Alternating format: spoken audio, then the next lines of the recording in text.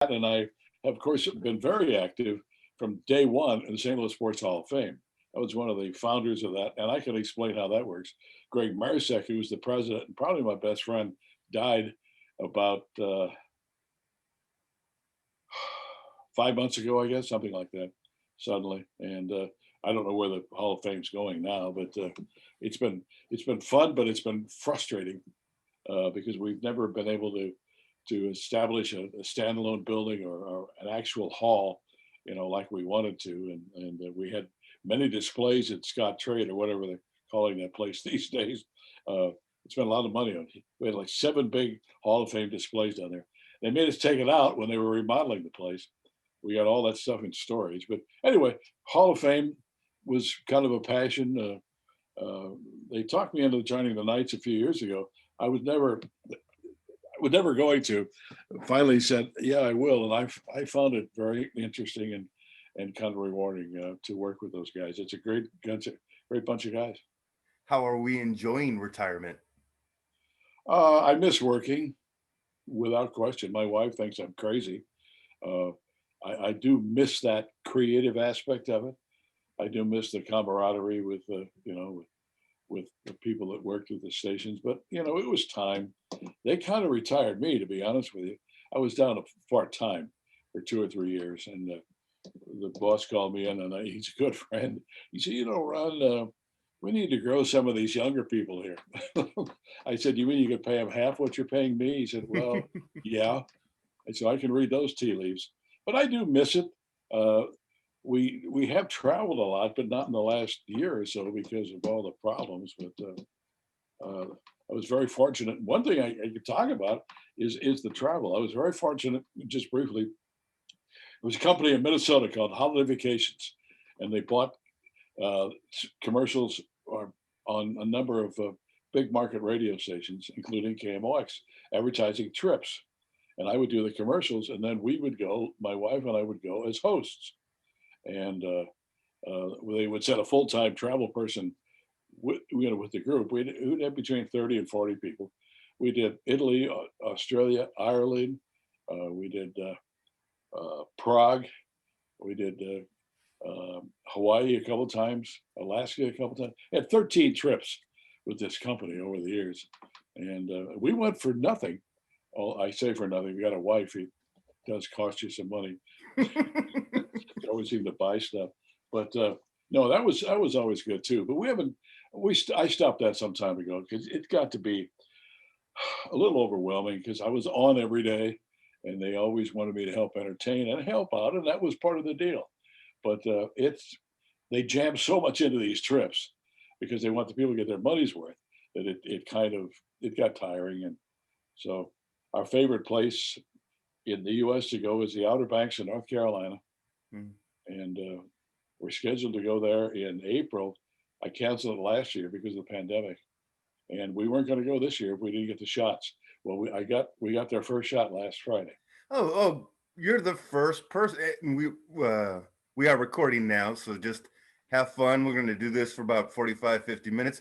You got the shot. You're the second person I've known who got the shot. How was your arm? I heard maybe there's some side effects with the arm. It hurts like hell for 24 hours. Okay. Mine really hurt. It really hurt, but they said it'll only last 24 hours or so, and that was exactly right. Yeah, I registered my wife and I at several places, and we got an email from St. Luke's Hospital last Thursday night saying you're invited to schedule an appointment tomorrow for your COVID shot, and they listed a bunch of times, and I picked the earliest one we could get, and we showed up. They were incredibly well organized. It was we were in and out in 30, 35 minutes. We had to fill out a lot of paperwork. We had to do a lot of that in advance, but more when we got there. But I was really impressed with how they handled it and how well they handled it. And the good news is they scheduled us for the second shot before we left. Was So it cold when it went in? no, I didn't feel anything except the little pain of the needle. No, it wasn't cold. No, I didn't feel anything. Yeah, my arm got sore. Mine got sore than my wife's, but after 24 hours, it's fine. And it was sore only at the injection site, not anywhere else in the body. Now, some people have felt, I've read In fact, my sister said she had it, and she felt pretty rotten the next day or two. But we didn't experience any of that. So hopefully this stuff works, you know. It did not affect your vocal cords. No, it didn't. No, it didn't. You know, the funny part of that is years ago when I had to call, I called an operator for assistance for a phone number. She said, "Here's the number, Ron." I thought, "Oh my God." I didn't tell her who I was, but she recognized. I get that a lot now because after all those years behind those microphones, people do recognize you. There are people who create the voice. My guess is that you didn't have to create the voice, it was just there. Never had any training, never had a second of training, voice training. In fact, all this is a, I'll tell this story briefly. It's an accidental career. I never had any plans to do this at all. I come from Highland, Illinois, and a small town over there. And my dad had four brothers, so a bunch of kids. I was the first one to go to college. Why do you want to go to college? You know, in those days, what you did, you graduated from high school, you got a job, you bought a car, you got married, had kids, and had a good life. But I want to go to college, so I went as a photography major. Okay, because I love to take pictures. Well, it changed shortly after that to journalism. And I remember the chairman of the J School called me in after my freshman year and said, "You know, Ron, I think you got to go home and get a job. You're not going to make this." Now, I don't know if he was just trying to kick me in the backside or if he was serious or not. But when I was inducted into the Missouri Sports Hall of Fame, I said, "I wish H.R. Long were here tonight to hear this because he's the one that told me I wasn't going to make it." But anyway, it was an accidental career. I went in the Army briefly after I went. I was one of those 6-month wonders, 6 months of active duties and 6.5 years of reserve meetings. Oh, and I got a job in public relations at the Auto Club of Missouri at AAA. And so I was editing their publication because I'm a good writer. I will have to brag about that. In fact, at Channel 5, they told me I was the best writer in the building. But anyway, I was helping with their publication, doing all kinds of stuff. And I actually advanced pretty fast to the assistant of the president there in charge of the department. And I was calling on a radio station in Belleville in the fall where we had a schools open, drive safely campaign. And, I gave the pitch to the owner. He said, "You've done some radio work, haven't you?" I said, "Well, I had a one hour course as a lark in college just because I could take it." He said, "I was like a part-time job." I said, "Well, when?" He said, "How about tonight?" Well, I didn't do it that night because they apparently somebody quit or they fired somebody. But I came home and talked to my wife about it. I said, "Well, you know, this might be kind of fun. I might enjoy that." So I wound up working weekends in Belleville for 2 years almost, spinning records. I was the only one in the building, the only person in the building on a Saturday and Sunday. And I really, really enjoyed it. But we had two little boys at home. I was working 7 days a week. I was really burning the candle at both ends. So I said, "Well, that was fun, but I'm going to have to stop this." Well, there's a guy named Bob Hardy. You may remember Bob Hardy. He's a great newsman at KMOX. And he lived in Belleville. And he heard me over there. And he called me and said, "Ron, we're looking for a part-time weekender at KMOX. Would you be interested?" Well, that was like God calling me. So, oh my God, come down and do an interview or come down and do an audition. So I did. And they offered me a job to work on weekends. So now I'm back to 7 days a week again. But this time it's with KMOX, not WIBV in Belleville. And I was there for, I don't know, maybe several months. And they started making noises about maybe a full-time job. And meanwhile, the president of the auto club called me and said he had a high, squeaky voice. Said, "You know, it doesn't look very good for the assistant to the president to be moonlighting on the radio on weekends." His name was Sam Priest. I said, "Sam, you're right. I quit." "Well, no, no, no." I said, "No, I quit." And I went to KMOX full time. Now, I was a gopher. I mean, I just did whatever they needed me to do on AM or on the FM side because they were both there at the time. And I did some sports. Jay Randolph was there doing sports, and I did some Billiken basketball games with him. And sports was really kind of my passion most of my life, but I never thought I'd go that way. And so I'm there about a year and a half or 2 years, and I mean the place, it was full of talent. You know, Jack Buck, Dan Kelly, and Dan Deerdorf, and Costas came in, and people like that. And I knew I wasn't getting anywhere. You know, I couldn't crack that lineup as a young kid on his first radio job. So I called Jay Randolph. He had left the station to go to Channel 5. So he was a friend. I called him. I said, Jay, I'm kind of frustrated here. There's so much talent here, and I'm not getting anywhere. It's a great radio station. I'm not getting anywhere. If you hear everything, let me know. He said, oh my God, we're ready to hire another sportscaster here at Channel 5, and I'd love to have you. When can you come over and cut an audition tape? I said, you tell me. He said, how about 10:30 tonight after the newscast? So I went over, they sat me down in the chair after the newscast. I'd read 3 or 4 minute sportscast, and they offered me the job the next day. So I went to Bob Hyland and gave him 2 weeks notice, the legendary general manager of KMOX. He gave me 30 minutes to get out of the building and had somebody stand over me to make sure I didn't take the Rolodex, because the Rolodex was big in sports. We had everybody's name and number in there. So that's how all that started with KMOX and Channel 5. And the story goes much longer, as I was there for 17 or 18 years at Channel 5, and the station was sold. A new general manager came in, a guy named Bill Bolster. He wanted me to be a clown. I don't know if you remember a guy named Zipper Zeppa on the television saying, well, Zip kind of clowned around a little bit. Bolster said, he's killing you. You got to do this stuff. I said, Bill, I can't do that. I'm not going to do it. I've got 16 or 17 years of blood on the floor here. I've had so many awards. He said, I could give a crap about your awards, you know. And anyway, we wound up parting ways. So that was how Channel 5 ended. And I don't know if you want me to go on. No, the fun part of my job right now is I think the over-under on how many questions I ask you is about 6. So you have fun with it.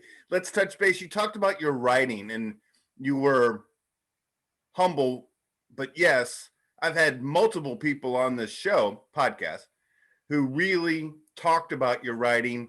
And what I'm interested in, it's a lost art. It's all based now on how much you can get into 42 seconds. Correct me if I'm wrong. You almost were like, at least in the Midwest, the pioneer of the vignette. Would that be correct? I think that's probably accurate. Yeah, I think it's probably accurate. I'm the guy that started this long form sports on Sunday night, for example, at Channel 5. I don't get credit, and I don't need to get credit for it. It wasn't called Sports Extra, but they expanded the amount of time I had in sports, and I was the first guy to do that. But I did an hour-long special every year on Channel 5, a year-end review at the end of the year. I wrote the whole script. I would spend hours and hours and hours on it, digging through old film or video, and then Jay Randolph and I would host it. Well, we had to record it because Jay had trouble reading my script. But but anyway, I would write that. I did 2 long form specials on Lou Brock, with Lou Brock, who became a pretty good friend. The one of them was 11 Steps to Glory. Took him 11 steps to steal second base from first base. And so I would write stuff like that. And I did a lot of specials. I enjoyed it. It came natural to me. I don't know why it did. And it still does, as a matter of fact. It still does. So I enjoy writing. The other thing that you may have been one of the first to do, could be wrong. You and LaRussa used to sit down Sunday mornings. For 10 years. He would take calls from the listeners. Right. And Ron, the little experience I have with real radio, I can only imagine what it had been like to be in between goofy callers and the real manager of a baseball club. Well, you know, it was unusual that he agreed to do this now, but he did almost 10 years, and he would do it even if they had an East Coast start, so it would be not too far from game time. When we started this, I said, Tony, we're going to screen the calls. No, just bring them on. I said, no, Tony, they have to be screened because they could be intoxicated. They could just be screaming. It could be crazy. It could be nuts. So we want legitimate phone calls, but we won't try to guide them to compliment you or criticize you or whatever. So he agreed to do that, which was so uncharacteristic for LaRussa. And Mike Shannon said one time that Tony's popularity increased dramatically in St. Louis when he started doing that Sunday morning show because he was human. He was human.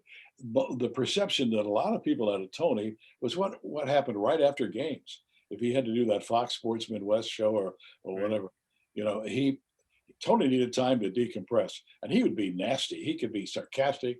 Ask a lot of writers, Bernie Miklasz and Rick Hummel and people like that. He was tough to deal with there.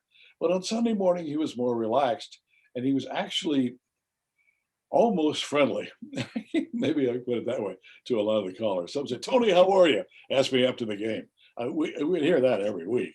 He'd say that one time, and then he'd have to say it anymore. But he told me one time, and this was one of the biggest compliments I've ever had in terms of baseball. I respect your knowledge and I respect your passion for the game. I said, "Well, that's very nice." He said, "Tony, we'd love to manage along with you.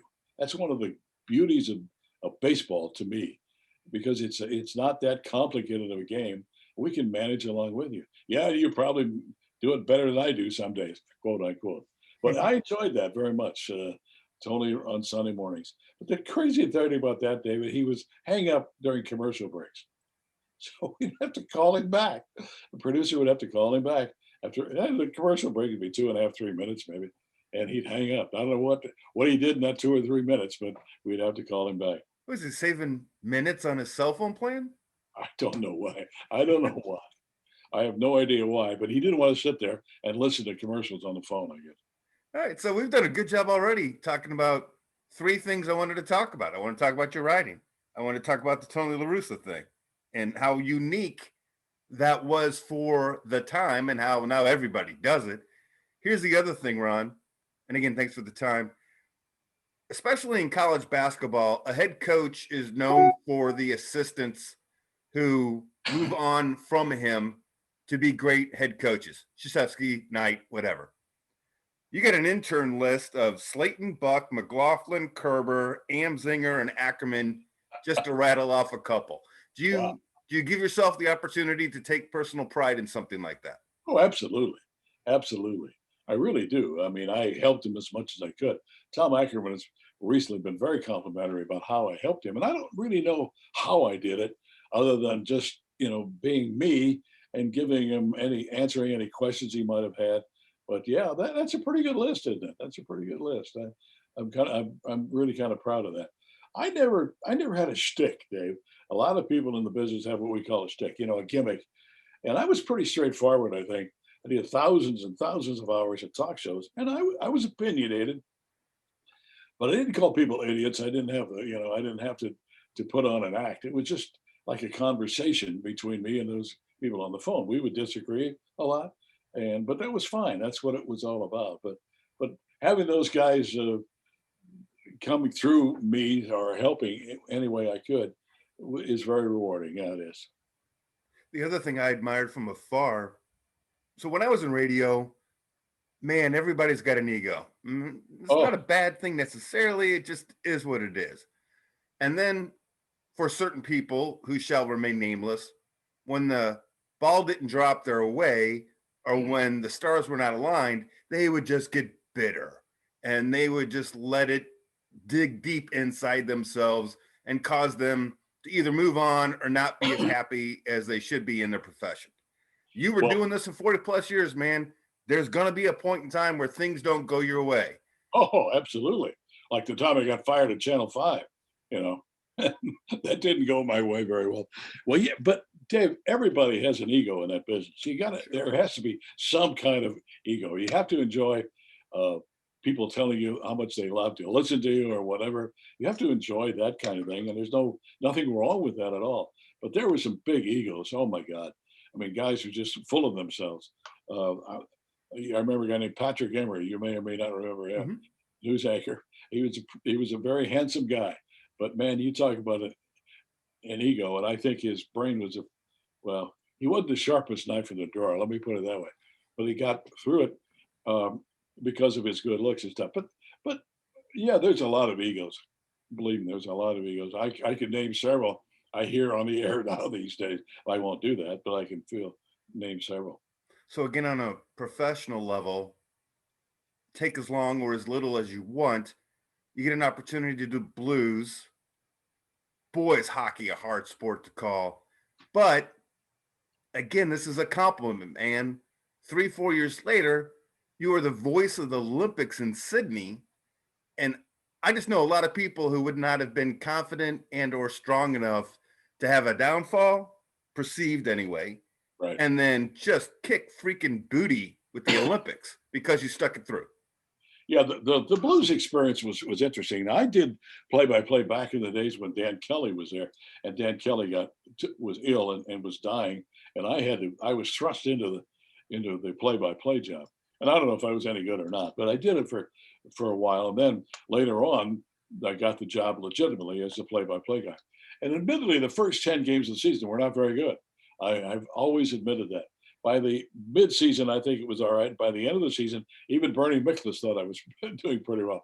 But the problem with that was the Blues management at the time wanted another Kelly in the booth. And for whatever reason, they wanted Dan Kelly's youngest son, Danny Kelly, and who had never done a game, never done a game at any level, any broadcast, any level. They wanted him. So, I was jettisoned. It was hard to take, I guess.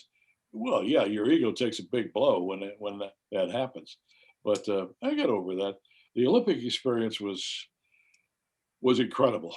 I never worked harder in my life than I did. I was there almost a month, but the games were like 17 or 18 days, and I was the main update guy on CBS Radio. I did over 500 updates on CBS Radio during the games, and 3 an hour.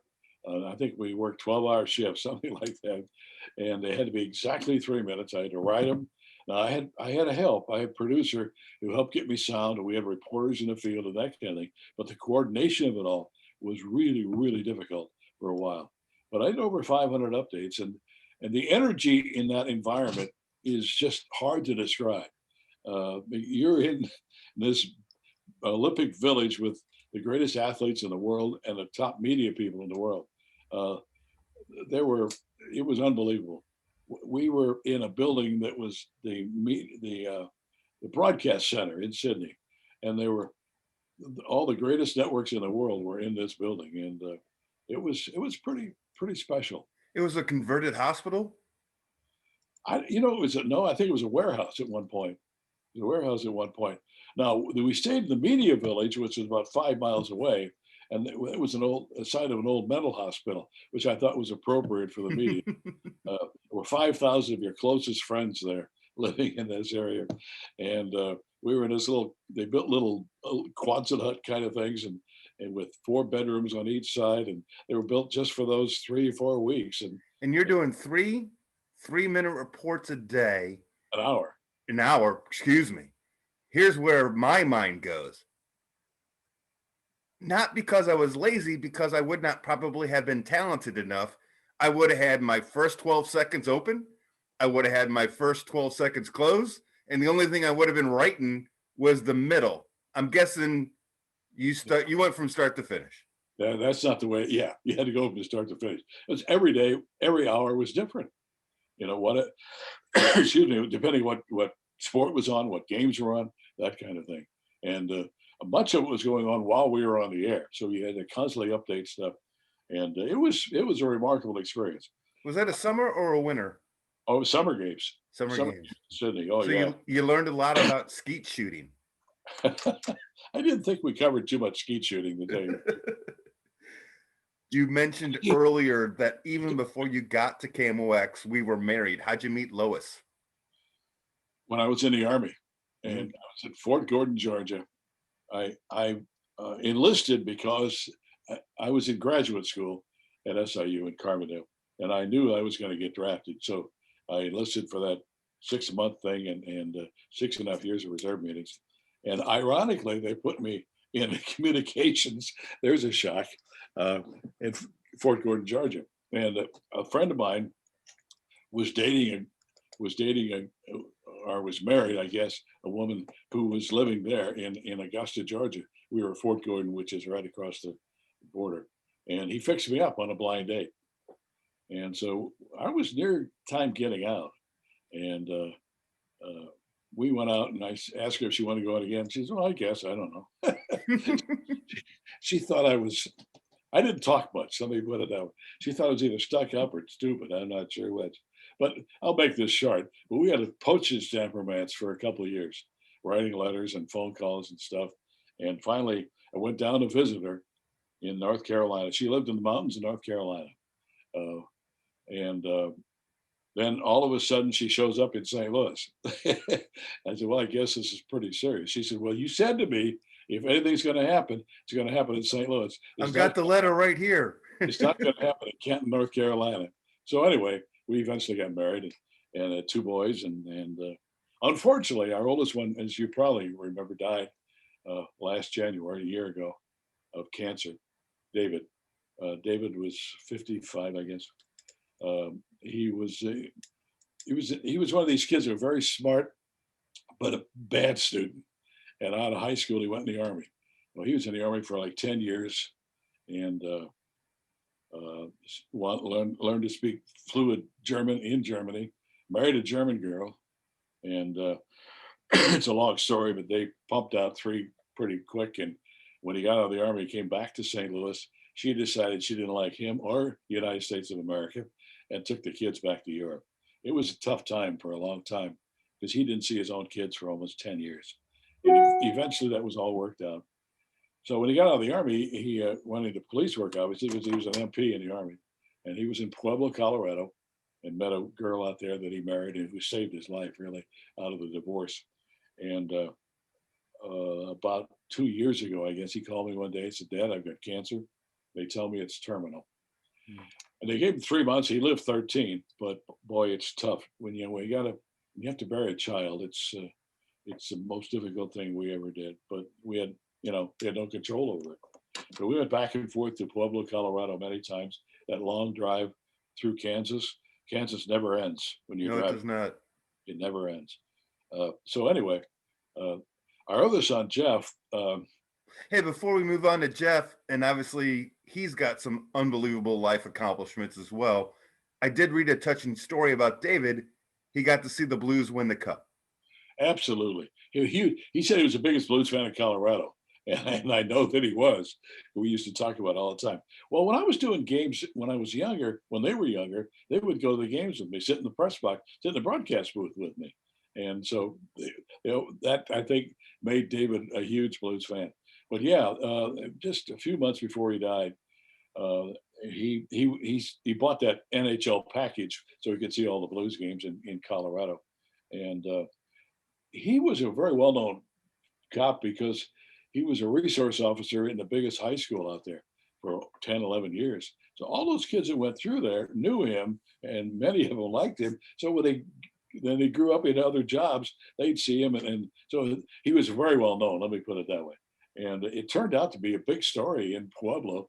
There's still a daily newspaper there. And it was a front page story on him with that situation. And they sent a reporter to his house, watched the game with him. They took video and did a podcast and did a front page story on David watching the Blues win the Stanley Cup. It was very touching. And Ron, you brought it up, so I don't mean to pry. When last we spoke, it's because you're a lecturer at my church. Yeah. And that would tend for me to think you're spiritual or in touch with your spirituality. When you lose a son, how do you deal with that? Well, that's a good question. I remember going to our pastor and Father Chris at the time and saying, I'm married at God. I'm mad at God. Lois and I both said, we're mad at God. And he said, God has big shoulders. He can handle it. He can handle you being mad. And we talked at length about it. You never really accept it, the fact that your son is dying or going to die, but you have no choice. You have no choice in the matter. And you just have to try to remember the good times and the good moments and the special times with him. And that kind of gets you past it, I guess. I still think about him every day. In fact, the screensaver on the computer I'm talking to you has his picture. And I talk to him every morning. So you never really get over it, but you have no choice.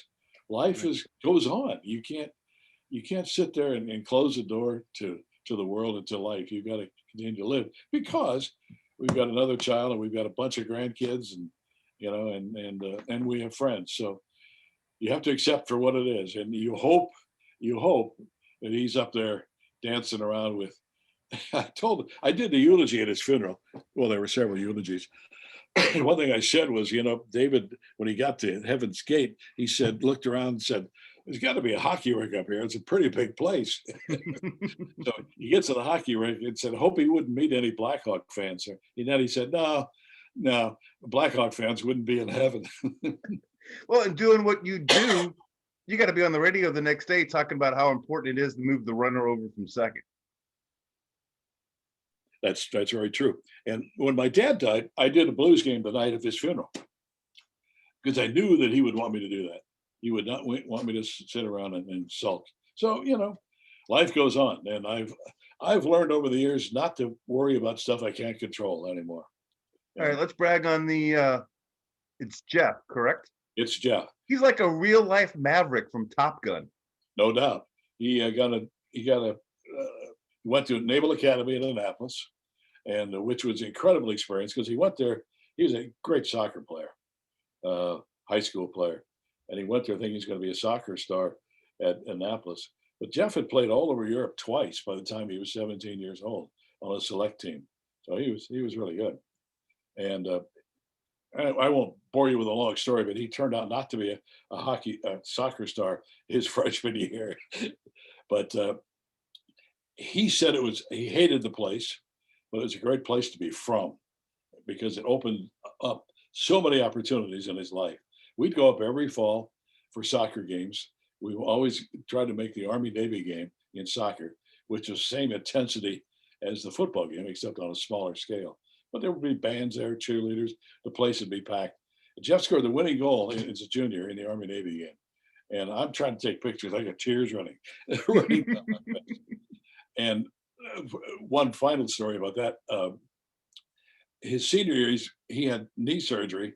And 16 days after the knee surgery, he was going to play in the Army game, arthroscopic surgery. And it was at West Point. And I told my wife, I did a Missouri football game at West Point one time. You got to see this place. So we decided to go to West Point for Jeff's last soccer game at Annapolis. And we got up there. It was so foggy, you couldn't see the other side of the soccer field.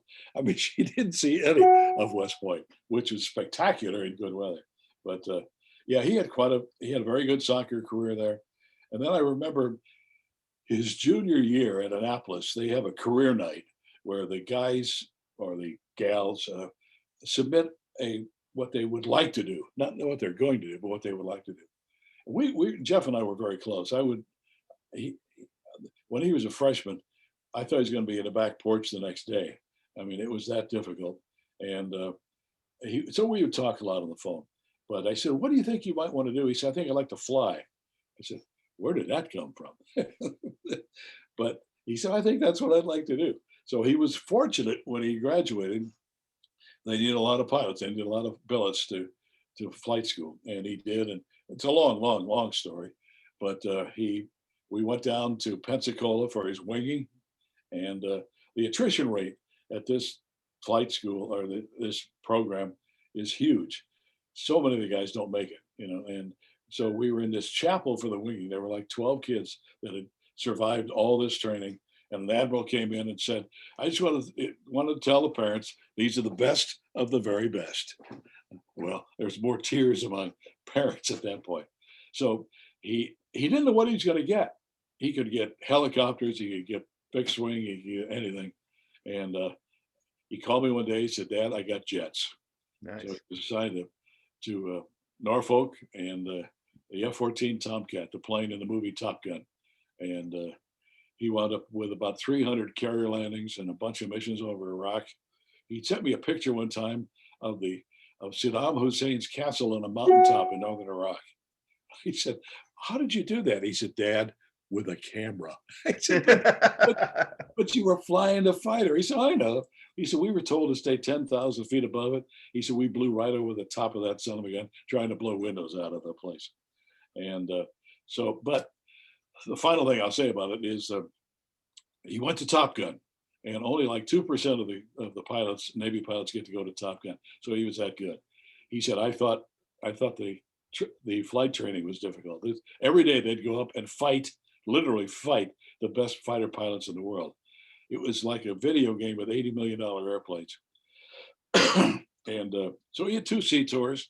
We got a call at 1 o'clock in the morning one time and saying, your son is ditched at sea Hmm. and rescued, but we don't know what his condition is. So all night long, we didn't know what was going on, except he was alive. And I'll make a long story very short, but there's an island off the coast of California called San Clemente. It's not the one that we think about. This is an uninhabited island that the Navy and the Marines use it for whatever they use it for. What the Navy uses it to practice carrier landings, touch and goes out there. And a long story very short, he did like 4 or 5 of those, pulled up to 5,000 feet and felt an engine. Well, he had fire lights in a plane, an engine in trouble. Turns out the engine exploded, and he had to make the decision. You can fly that plane on one engine, but he had to make the decision to get out or not. And I had long conversations with him. I wanted to write a book about it because when he told me this whole story over 3 hours one night, I thought I was watching a movie. And the Tomcat's a 2-man plane, so a time compression like 30 seconds. They can shoot a fire extinguisher into that engine. They call it a bottle. Well, he did that and nothing happened. It didn't change anything. So he decides we got to get out. So he told a young guy in the back seat, the radar intercept officer, we're going to punch. And he said, we're going to eject. So the pilot pulls the handle and the back seat goes first. And then the front seat. The front seat went first. You'd fry the guy in the back seat because it's an explosion out of there. Hmm. And I could go on for an hour, but he ejected and he could see, it was a moonless night, but he could kind of see the water, the plane hit the water. And then he hits the water. And the first thing you realize is how cold it was. Right. Turns out it was 61 degrees in the Pacific. And he thought he was going to die. He was able to broadcast a Mayday before he ejected, but had no idea if anybody heard him. And part of their survival equipment they wear on their flight suit is a little radio with a transponder on it, sends out a signal. And there's a voice channel there. He got on the voice channel and couldn't raise anybody. So he didn't know. I don't know how long he was in the water. He told me one time he wasn't sure either, but all of a sudden he hears a chopper overhead. And it was an air sea rescue helicopter flying from a ship back to San Diego that heard the Mayday and drove over and found him and found the guy in the back seat too. And he tells a story about this crew had never done a live at sea rescue before. They've done many practice ones, but never the real time thing. So they had an argument in the back of the chopper as who was going to dive because they all wanted to do it. Diver in the water. He swims over to him, tries to get to him. Heavy seas, like 10-foot seas, had trouble getting to him. And part of the survival equipment is a little raft that you can get into in a fetal position that comes out of your seat. Well, they finally got to him. He said, they hooked me up in a harness. They were pulling me up into the chopper and they pulled me underwater because the chopper was going like this.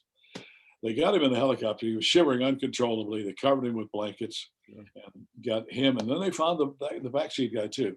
And when they got to the hospital in San Diego, the doctors there told him he had about a half hour left. Hypothermia would have killed him because the water was so cold. He's lived with that. And in fact, Dave, it's funny. I had a long conversation with him yesterday as he was walking. And the subject came up. I said, do you think about that a lot? He said, Dad, every time I get cold, I think I'm back in that water. Ooh, scary. And how many children does he have? He's got 2. He's got Okay. a daughter who just started medical school at UMKC. She did her pre-med at Creighton. He's got a son who's a sophomore at Truman. Very cool. Yeah. Lots of probably better questions I should ask you following up that story, but this is one I thought I saw you have enjoyment talking about. Who is Harry Weber? Oh, Harry Weber I wouldn't call Harry a friend because we're not that close, but he's incredibly, I think you're talking about the sculptor? Mm-hmm.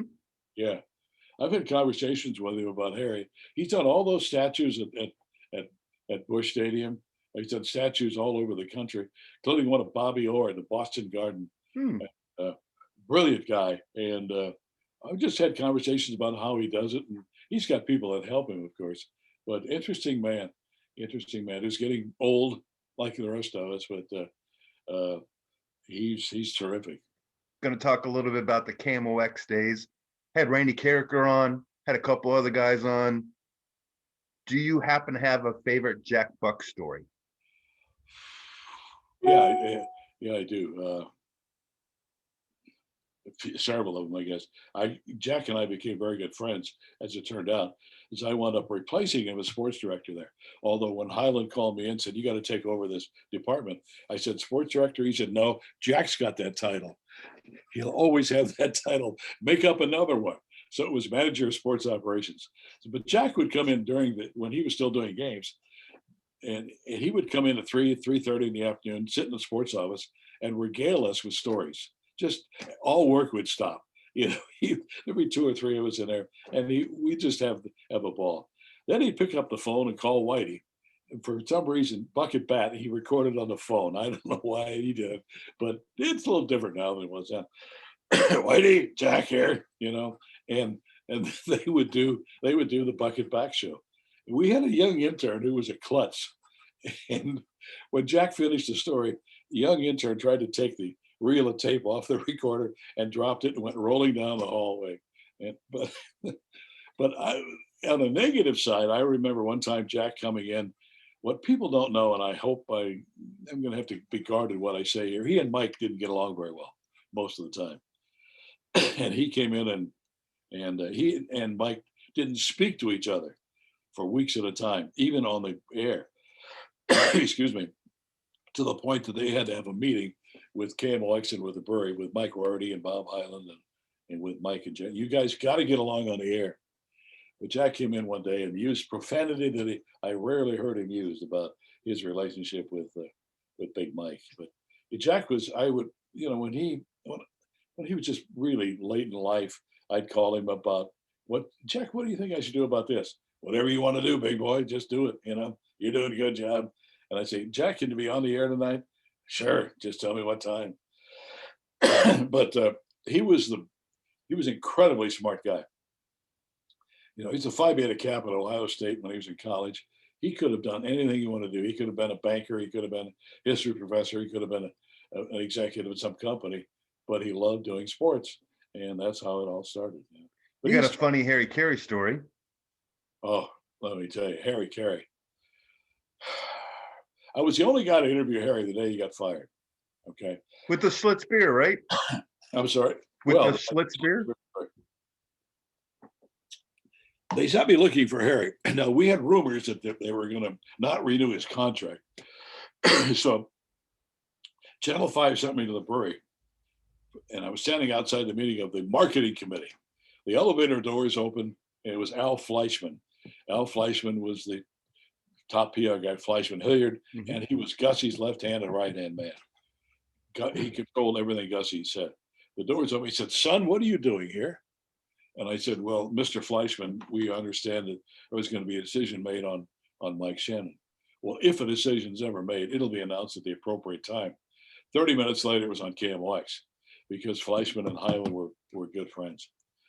So they sent me looking for Harry.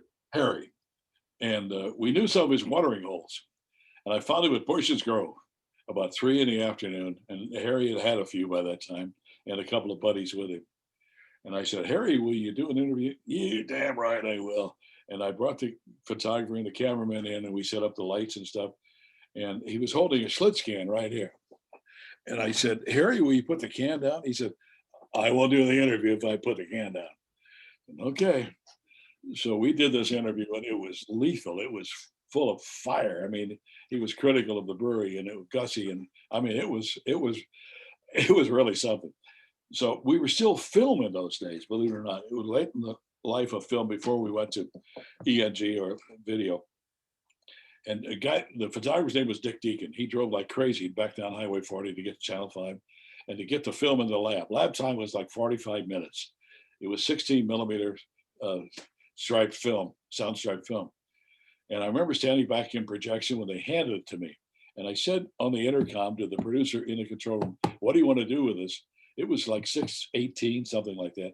He said, rack it up and roll it from the top because it was a huge story. Harry was bigger than the team in those days, and we were the only ones that had the interview. I was the only guy that found him. So we put it on the projector. They played about 8 or 9 minutes of this thing and the 6 o'clock news. Oh my God. I mean, that's unusual. 6:35, the phone rings in the sports office at Channel 5. It's Al Fleischman. He said, son, I saw that interview. He said, do you have any idea how much money Anheuser-Busch spends on Channel 5? I said, no, sir. He said, I suggest you find out. And I also suggest you don't use that interview again at 10 o'clock. Whoa, it's bigger than I was. So we called the general manager at home, Jay Randolph, and I was there. And his name was Ray Karpowitz, who he just died recently. And Ray was not the strongest guy, but oh my God, Al Fleischman called. I said, yeah, boss. And he said, we shouldn't use it again. He said, well, I think we have to, don't you? I said, absolutely we have to. Can you cover the Schlitz can? Well, in those days, in film, you couldn't. Today, you could turn it into a Budweiser can, in 30 seconds or so. He said, well, edit it as best you can. Well, you couldn't edit that out, believe me. So couldn't take the razor out and piece it all together. No, couldn't do that. They played it again at 10. In those days, we had a half-hour newscast at midnight. They played it again at midnight. They played it the next day. And for a long time, my name was taken in vain at Pestalozzi Street because I did the Harry Carey interview. And I used to see Harry, and when he was doing the Cubs, I'd go in the booth and say hello to him. He said, I made you famous. I said, no, Harry, you made me infamous, man, with that interview. But it was, the Schlitzcan story was in his book. But that was Harry. That was Harry. You also had some personal time touching moments with Muhammad Ali. I am jealous. I did. I'm one of the rare people that had some one-on-ones with him. Quickly, it started. Take your time. There was a black police captain in St. Louis named Jim Reddick, and he had befriended Ali when he was Cassius Clay, because Reddick was a big boxing fan. And I don't know how that friendship started, but it did. But anytime Clay or Ali would come through St. Louis, he would stop by and see Jim Reddick in one of the police stations. And so Reddick called me and said, the champ's going to be in town tomorrow morning if you want to be here. I was the only media guy he called because I guess he liked me. So I'd go with the camera crew and we'd sit down and hilarious, absolutely hilarious interviews. Before we turned the camera on, we just had conversations. But someone early on in Ali's career told him, you got to have a shtick. And his shtick was his outrageous talking and poems and things like that. So he turned the camera and goes into his act. And but I remember one time he had come back after he refused to go to the draft. So he had been out of boxing for a while. And I said, champ, it looks to me like you're a lot slower these days. Slow? He said, I'll hit you before God gets the news. And then he was going to fight a guy named Chuck Wepner, who was called the Bayonne Bleeder from Bayonne, New Jersey, because he could bleed a lot when you hit him. And he stood up and went through his whole routine of what he was going to do to Chuck Wepner. Another time, I'd done the 10 o'clock news at Channel 5, and I don't know why I did it, but the phone rang about 20 to 11 as I'm walking out of the office, and I decided to pick it up. And the caller said, I just want to tell you that Muhammad Ali's going to be in town tomorrow morning. I said, what? What for? He said he's going to lead a hunger march with Dick Gregory, the activist comedian, and maybe you should be there. I said, who is this? He said, I can't tell you. So you can't tell me who you are? He said, no, but you should probably be there. Well, I didn't know it was bogus or not. So I left a message with the assignment desk on Saturday morning. I said, this may not happen, but you can get me a camera crew at 10 o'clock. And it was an address on Page Avenue, I think. Ali's supposed to be there. So I got my Jeff and David up. They were like 8 and 9, something like that, I guess. And come with me. Where are we going? I said, just come with me. So we drove to this address on Page. I think it was Page Avenue. And there were two people standing in this vacant lot in ankle deep weeds, Dick Gregory and Muhammad Ali. So we get out and I go over and I reintroduce myself to Ali and here's the kids. He shadow boxed with him and he signed an autograph for him. And pretty soon the police started coming because it was a legitimate march. And all kinds of people. I remember there was a bi-state bus stopped and the driver got off and said, that's Muhammad Ali. He got back on the bus and drove off. But So my camera crew showed up, and I said, Champ, will you talk to me? I'll only talk about the hungry people of the world. I said, fine, because I knew I could get him going. I just knew I could. I let him talk about the hungry people of the world. And he was going to fight a Japanese wrestler, a sumo wrestler. Antonio Inoki was the guy's name, because he needed money. Ali needed money. And it was going to be an exhibition kind of thing. I said, Champ, what are you doing? This guy weighs 450 pounds. He's going to kill you. He said, who are you, the local Howard Cosell? I said, well, maybe I am. So we went on with this interview about what he was going to do to this 450-pound sumo wrestler and how he was going to get beat up. Finally, at the end, he said, I like your show and I like your style, but your pay is so cheap, I won't be back for a while. He had to rhyme everything. But I covered this fight in Las Vegas where Leon Spinks beat him for the heavyweight championship. Spinks was just out of the Marines. He had only had 7 or 8 fights, and Ali had nobody to fight. So he thought this ex-Marine would create some gate and some interest. So I went out 3 or 4 days before the fight and basically covered Spinks because he was the St. Louis kid. We saw him run 25 minutes in weighted combat boots. He jumped rope for 20 minutes, and he was a rock, but he was not very smart. Okay, let me put it that way. And he was a brawler. He wasn't a good boxer. And Bob Arum was a producer of the fight. And Bob Arum invited me and 3 or 4 other guys into his hotel suite after one of the workouts for a beer or two and talk about the fight. And I said, Mr. Arum, Leon probably won't, but he could win this fight, this title. Get him some teeth. Oh. He said, oh, we do. He loses them. I said, what? He loses his false teeth, takes them out, doesn't remember where they are. You couldn't hardly understand him. Sells them. Yeah, but he beat Ali in 12 rounds, and it was a pretty good fight. Ali was not ready for him. He was not in great shape. He didn't take him seriously. He thought it was just another payday. But the thing that impressed me about Ali had like 40 people around him with him, this entourage. They all had their hands out. They all got money. They all got paid. That's why he had to continue to fight, because he needed the money. But we interviewed him after that fight too, and he was shocked that Spinks was that good. Now, Leon was just a brawler. His brother, Michael Spinks, was a great fighter. And Michael won the light heavyweight championship and the heavyweight championship. I covered that fight in Atlantic City when Mike Tyson beat him in the first round. Took about a minute. The funny thing is, they had this fight in a big old convention center in Atlantic City. Looked like the old Kiel Auditorium on hormones. It was huge. So they put media people like me way at the top. I was sitting next to Evander Holyfield, as it turns out, because he was up there too. Now, I didn't know much about him at the time. But anyway, we were so far away from the ring, we couldn't see much. Excuse me. Let me get a sip of water here. Sure. So I watched the preliminary fights, and I wanted to stay and watch the introduction for Spinks and Tyson. And then when I was going to go down and watch the fight in the media room where I could actually see it. Well, Tyson knocked Spinks out when I was on the way down. I never saw the knockout in real time. I never admitted that on the air. I saw it 10 times, right after that on video. But I was surprised that Bob Heinlein let me cover those things, because that was kind of out of the ordinary. But I convinced him that there was a lot of interest in it, because it was the St. Louis kids who both won gold medals in the Montreal Olympics. Well, Ron, I have really enjoyed this. You've been engaging. Not that I should have thought that maybe you wouldn't be, but I've enjoyed the stories.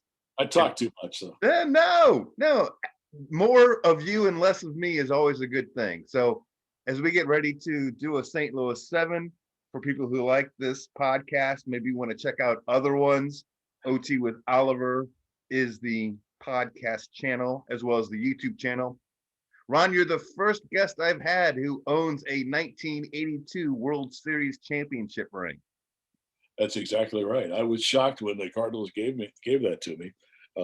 But I did the dugout show before every Cardinal telecast on Channel 5.